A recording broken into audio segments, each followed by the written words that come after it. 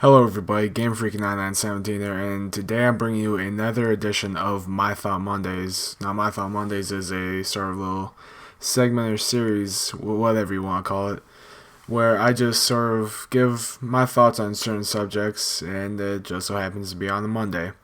But today I'm going to be talking about Black Ops 3. Now, Black Ops 3, it hasn't been out for too long. It's been, a month and a half, 2 months maybe. But today, I'm just sort of not really going to give it an actual review. I'm just going to talk about some of the goods and bads that I have experienced with the game.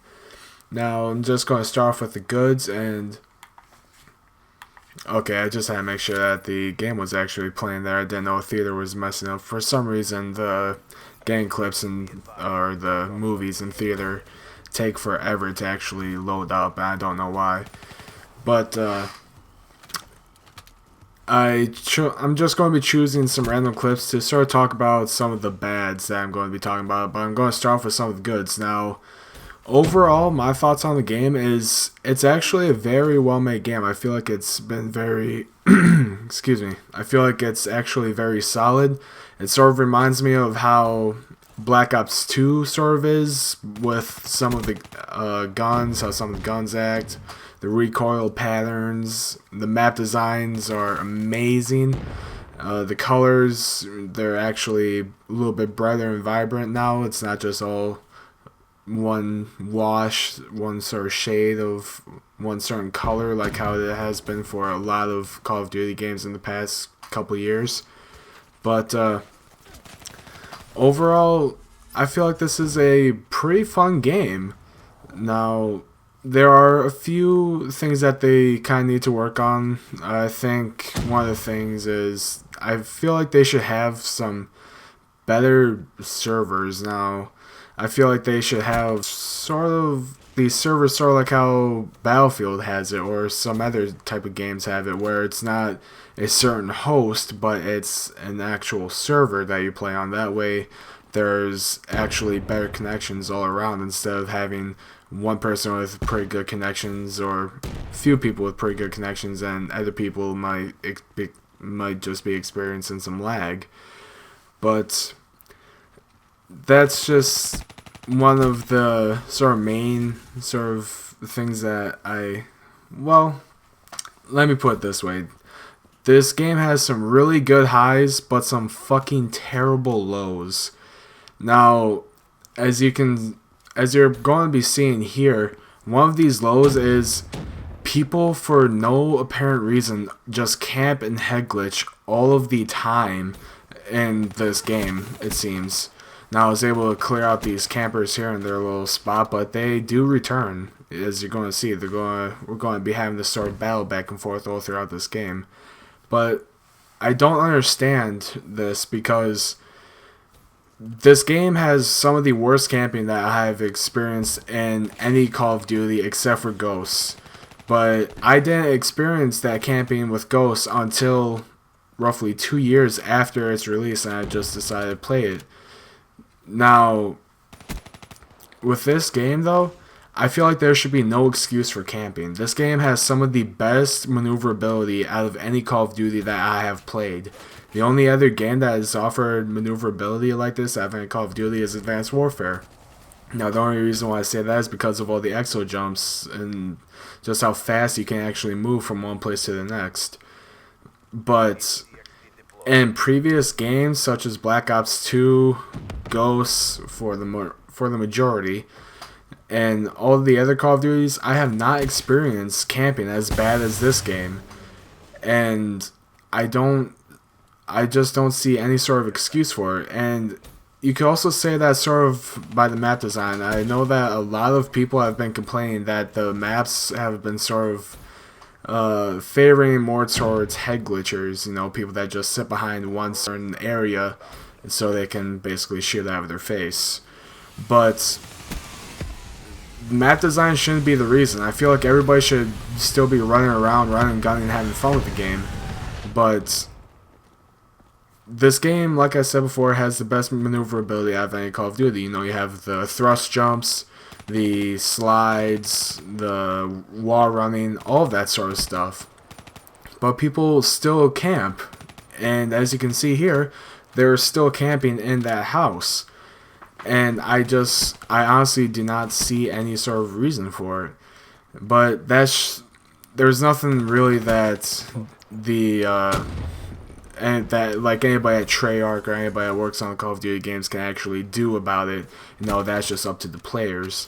But something that I really find annoying though, and this is actually something that Treyarch and the people, or mostly Treyarch because it's an issue concerning about this game, something I feel like they could do is, honestly, I would just suggest taking out the trip mines. The trip mines are absolutely annoying. Or if you're going to have the trip mines, make it like the Bouncing Betty in Black Ops 2. Make it so it can't go on walls and you can actually hear it go off. 9 times out of 10 that have been killed by trip mine, I have not heard or seen it. That's because somebody threw it on a wall in some weird ass corner and I couldn't hear it go off, so I couldn't react in time for it. Now in Black Ops 2, what they did was they had a very nice, loud, distinctive beep with the Bouncing Betty. That way you could actually crouch down or go prone in order to avoid being killed. Now as you can see right there, I got blown by a trip mine. And that's because it was on the wall. Now my natural reaction, because of Black Ops 2, because I play Black Ops 2 so much, is when I see something like that, I just go prone instantly. I don't even think about it. It's just a natural reaction, I guess you could say. I just go prone trying to avoid that death. But because of how the trip mines are set up in this game, it's absolutely annoying because there's almost no way that you can avoid it unless it is set up on the ground to where it launches straight up like a normal Bouncing Betty. But if it's on the wall, the only thing that you can really do is pray to God that you can get out of that room quick enough and that you didn't activate it.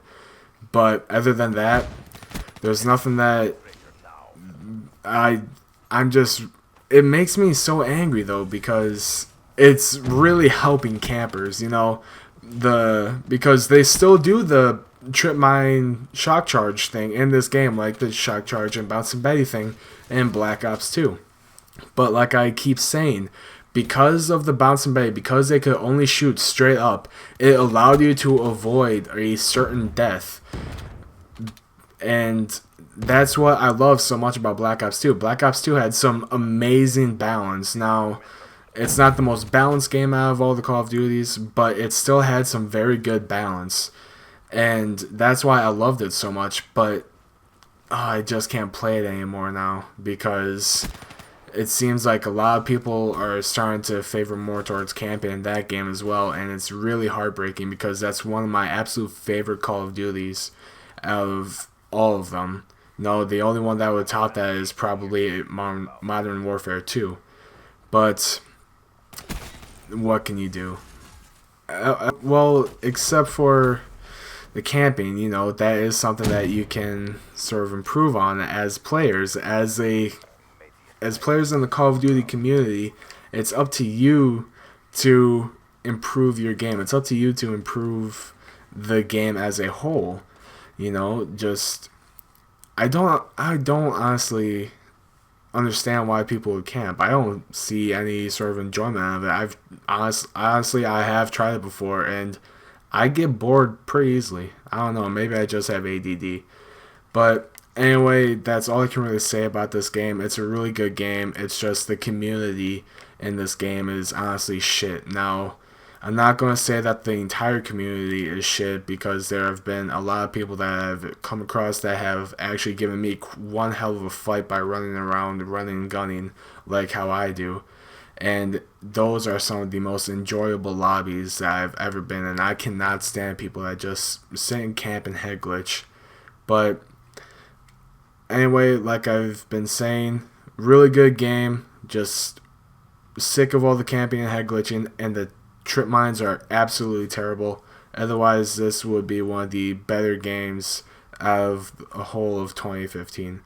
But anyway, I'd like to thank you all so much for watching. If you enjoyed the video, let me know in the comments section down below, or even give me a suggestion on what I should talk about next.